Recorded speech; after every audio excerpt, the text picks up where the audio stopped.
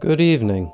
My name's Evan and welcome to Rocklin Graves. How often do you see a trailer for an upcoming movie that feels like it spoiled a lot of the best surprises? Over-marketing movies seems to have become the default for a lot of studios, so when there's something that interests me, I try to avoid the marketing material so I can get the most out of the first viewing. Look, and I understand why studios do this. Movies are really expensive to make, and they want to ensure returns, but it's hurt movies more than a few times on my first watch. Smile was no exception to this rule, but I made sure not to engage with the marketing after seeing a short teaser in 2021 at the theater. I haven't been able to find the teaser online, but it was just still close-ups of people smiling in very unsettling ways before a title card. I immediately knew I was going to see the movie, and I wanted to mention that teaser at the start of this review because despite its minimalist approach, it's one of the most memorable pieces of marketing I've seen for a movie. So movie studios, please, more of that kind of thing.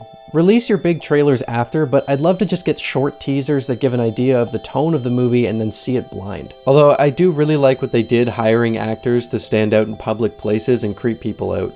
Considering the budget of the movie, that's pretty cool. Alright, that's all for that excessively long intro on a topic that has absolutely no bearing whatsoever on the film I'm talking about.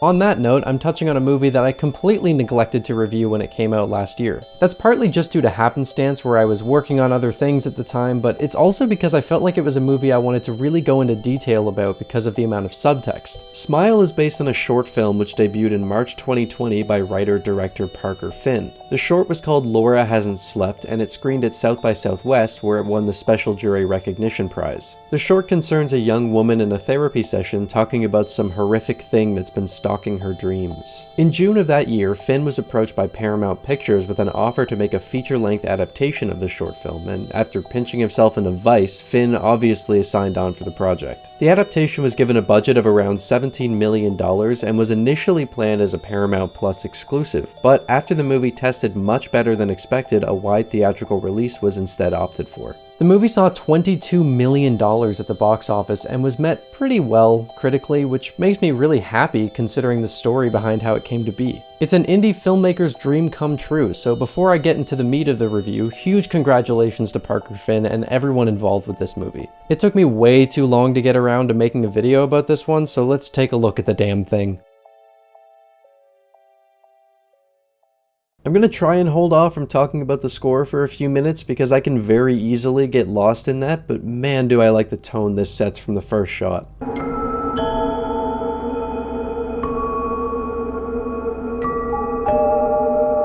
It's a really creepy and creative score, but let's just wait a second before diving into it. Besides, there's something here that demands our attention first. I know this looks bad, but everything you see here is actually prescribed. She just lives in Eastern Canada. The little girl standing in the doorway stares in absolute horror at the fact that her mother was not only stacking her records, but put a plate on top of them. Fucking psycho. Mercifully, the girl is pulled from her dream, and now she's all grown up and puts her records upright like a functioning human being. Rose Cotter grew up to become a psychiatrist, and we catch up with her trying to help a man who just finished watching 15 straight minutes of CNN. He's gonna die, she's gonna die, mom's gonna die, I'm gonna die, everybody dies. Considering that, the dude's actually handling it better than most. In all seriousness, I like how quickly the movie sets up a lot of Rose's history and motivations by establishing a traumatic event right away and then cutting to her helping people through dark places. That being said, considering how important her career choice is throughout the movie, it would have been nice if she wasn't terrible at her job. Therapists in movies seem to give the most generic, unhelpful advice to their patients, which is fine if it's not a focal point of the story, but Rose's need to help people very much is. Carl, I know that what you're experiencing feels real, but it can't hurt you. You could look at it like she can't fully help people because she hasn't dealt with her own trauma, which is a valid perspective, but it seems like she's a very well-respected and effective psychologist. I found the way she talks to patients really distracting every time I've watched this movie, and while I could try and look at it from the perspective I mentioned, it doesn't feel like that's the point of how she handles people in these states. It's not a major issue, but it's bothered me since the movie came out, and I still haven't reconciled with it. To be fair, Buddy went right back to the CNN teleprompter reading, so maybe that is the point, I don't fucking know. Gonna die. She's gonna die. Mom's gonna die. The point I'm making is she's not good at being a psychologist from what we see, and given the detail and care put into a lot of this script, it's jarring. On a more positive note, Smile is full of really interesting camera work. One of my favorite examples of that is this overhead shot of an ambulance pulling in front of the hospital. A woman is pulled out on a stretcher screaming bloody hell, and the camera pans up to a window where Rose comes through a door. That's a fantastic way of saying, this is coming for you next. I really like how this movie sets up a sense of looming inevitability, and that shot expresses it in a great way. Rose is called into her boss's office, and she's apparently been putting a lot of patients who have no insurance on the company dollar. I really like Dr. Desai. He's the kind of character that could have very easily been adversarial to add conflict with Rose's job, but he's super reasonable and even keel. Dude just seems like he genuinely wants to do a good job for both the patients and the staff. After this conversation, Rose is called to talk to the woman we saw being wheeled in a second ago. Her name's Laura Weaver, and she's played by Caitlin Stacey, reprising her role as the titular character from the short film. I like that the short can be seen as a prologue to the feature, but since I don't want to spoil that short, I won't go into detail about that. I'm very glad Stacey returned for the adaptation because she absolutely kills it in her brief screen time. Laura being brought into Rose's care is the catalyst for the events of the movie, and the way this scene plays out is absolutely fantastic. Everything about Laura's appearance and behavior here makes it very clear that she is deeply terrified of something. I can't understate how good Stacey's performance is in this scene. She's shaking the whole time and stumbling over her words as she tries to explain what's happening. She conveys a sense of helpless desperation and sheer terror so well. It's her performance that sets up the rest of the movie in such a good way. You know as a viewer that Rose is going to experience what Laura has, so you're just locked in once you see this. After trying to explain what's been happening to her, Laura is suddenly brought to utter panic when she sees something in the room that we can't. She starts to suffocate, so Rose runs to the phone and calls for help, but when she turns back around, the room is silent, and she doesn't see Laura right away. There's a broken vase on the ground, and we've got a bit of a Breaking Bad situation when Rose spots Laura staring right at her holding a shard from the vase. There's a smile cut into Laura's face, and it seems like the woman who was sitting across from Rose a moment ago is no longer here. Laura slices from one side of her face down through her throat and collapses onto the ground before help makes it to the room, all while Rose sits frozen in place staring at the life-changingly horrifying event she just witnessed. Laura's insidious grin remains on her body, laying in a pool of her own blood, and the camera pans from this to a shot that goes in through Rose's eye, symbolizing that whatever Laura brought in here with her is now with Rose, and we get the flashing title card.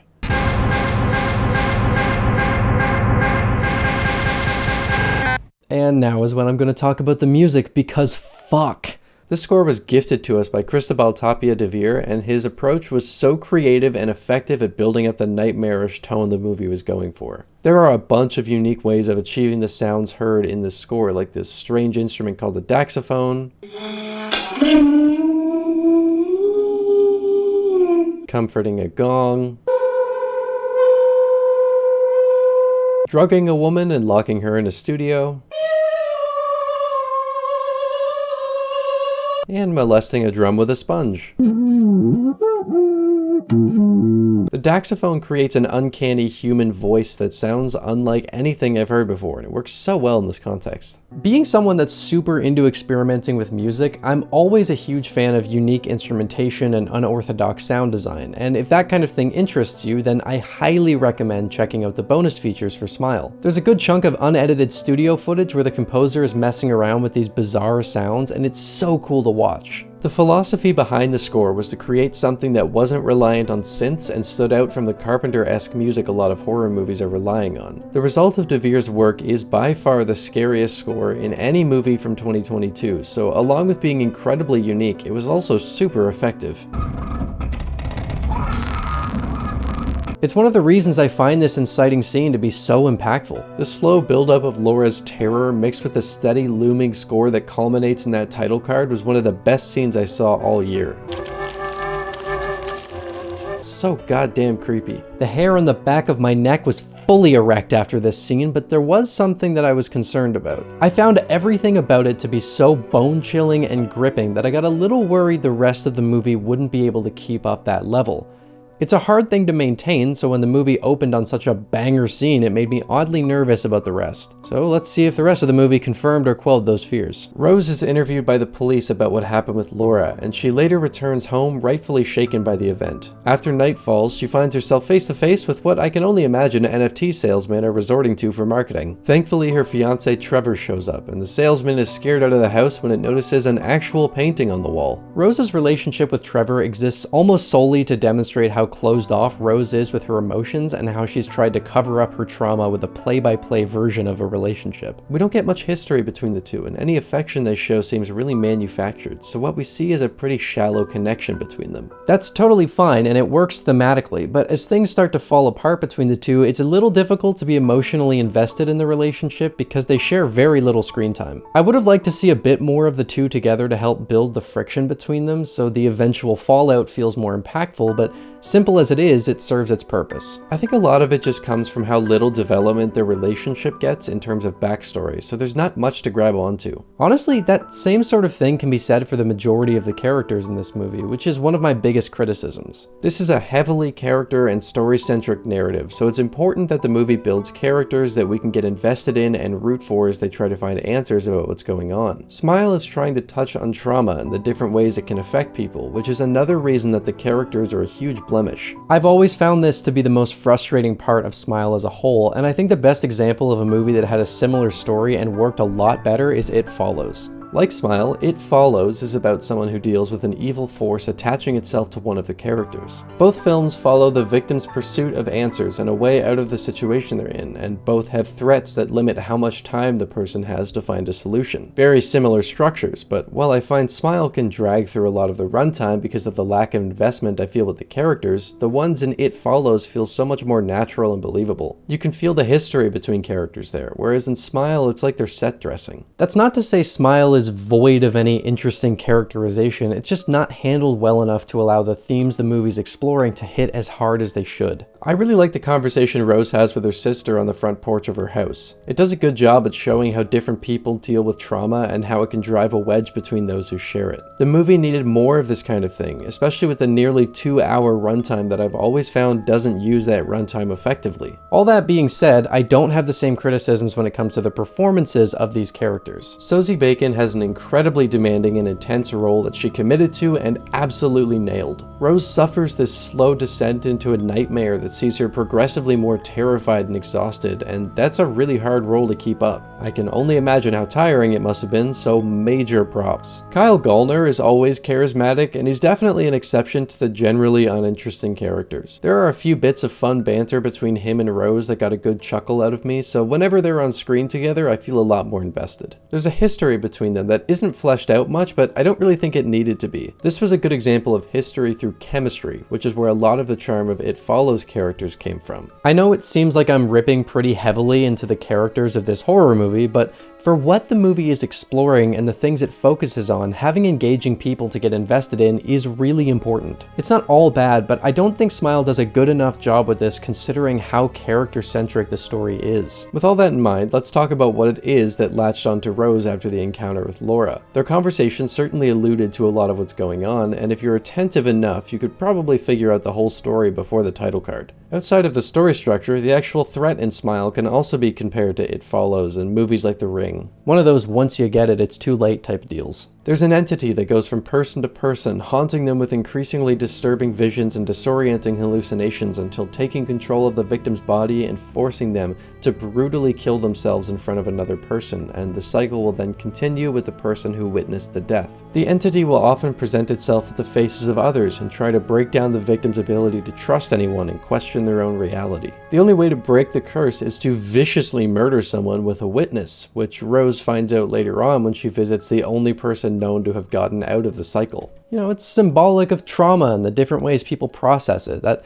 idea of these cyclical hauntings is a good way to explore themes like trauma and the effect it has on you and those around you. And while I don't think movies should constantly be judged by comparison, there's just too much in common with It Follows and the structure of Smile, and I think It Follows is generally a better movie. With all that in mind, Smile has a lot that does make it stand out from others. The soundtrack is a big part of it, but there's an untrustworthy and nightmarish feel as things progress that leaves you really uncertain about what's real and what's not. I don't love all of it because there are moments of this that blueballed potentially really disturbing and scary directions for the movie to take, and it can also come across as misdirection for the sake of it instead of using it as a storytelling device, but some of these moments are chilling. There's a scene where the house alarm goes off and Rose finds the back door wide open, and when the security company calls, there's a great coin drop that spooked me right out. Are you alone in the house, ma'am?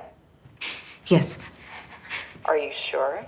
Pretty much the same scare is reused later in the movie with the therapist, but holy shit does that scene get really dumb once Rose catches on to what's happening. Almost time, Rose. Those kinds of scenes are really jarring in a movie like Smile, because it will go from very serious mental health symbolism to over-the-top generic horror in a way that I don't think was fully intentional. It results in some tonal clashing where it feels like the movie is really trying to be an Ari Aster-esque exploration of mental health and trauma, but then you have goofy moments like these that take away from a lot of the potential impact. It gets more confusing when you have scenes that absolutely hit that disturbing note, like Jackson's birthday party where Rose buys him a toy train and then he opens it to find her dead cat stuffed in the box. Rose has a full breakdown in front of everyone here and is a genuinely unsettling scene that bothers me in the best way possible.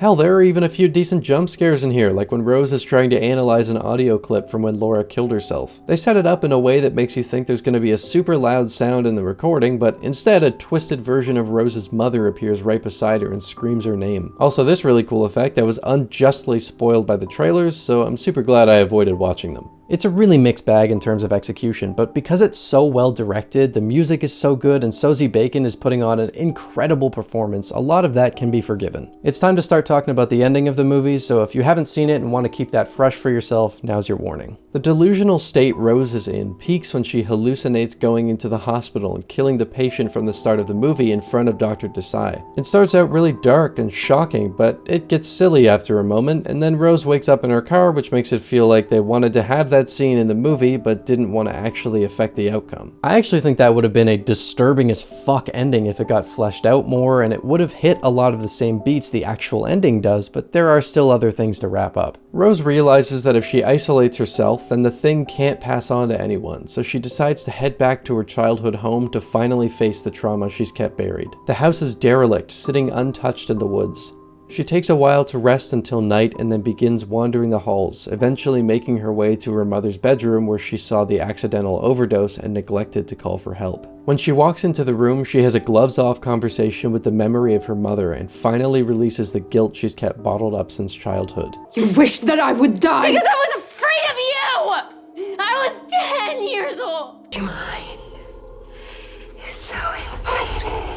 She gets attacked by the thing, but overcomes it with the power of on-the-nose dialogue and fire. You can't escape your own mind, Rose. You can't escape it either.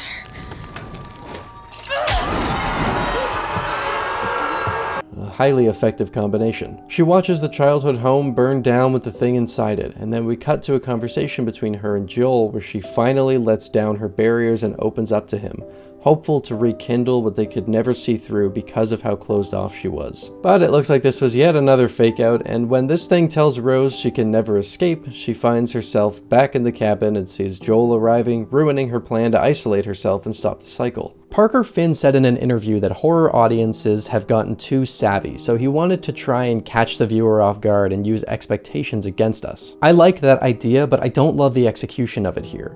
Playing with expectations can be a refreshing thing for audiences that really have gotten to a point where they pretty much know how everything will play out within a few minutes, but the misdirections in this movie all play out very similarly. I don't feel like they quite worked in the way Finn hoped they would, because after the same misdirect being used 3 or 4 times, you start to expect it, which completely kills the feeling of disorientation that approach should provide. It starts to feel like a lot of time is wasted on the hallucination scenes, and the misdirection could have been used in more interesting ways that actually affect how the story plays out. This kind of thing works when used sparingly, but it's overused in Smile to the point where it loses any impact by the time you get to the end. Rose runs inside and locks herself in the house to try and keep Joel from witnessing what she knows is going to happen. The thing that's been haunting her this whole time finally shows its true face, and holy fuck is this ever cool. I'd assumed this was mostly CG, but I absolutely love that Finn wanted to keep as much as possible in camera and practical. This is such a detailed design, and it definitely accomplishes making this whole thing feel like a nightmare. Joel manages to break into the house, and despite Rose's attempt to stop things with her, the cycle continues when he sees her pour gasoline on herself and light a match, all with a horrific smile etched into her face.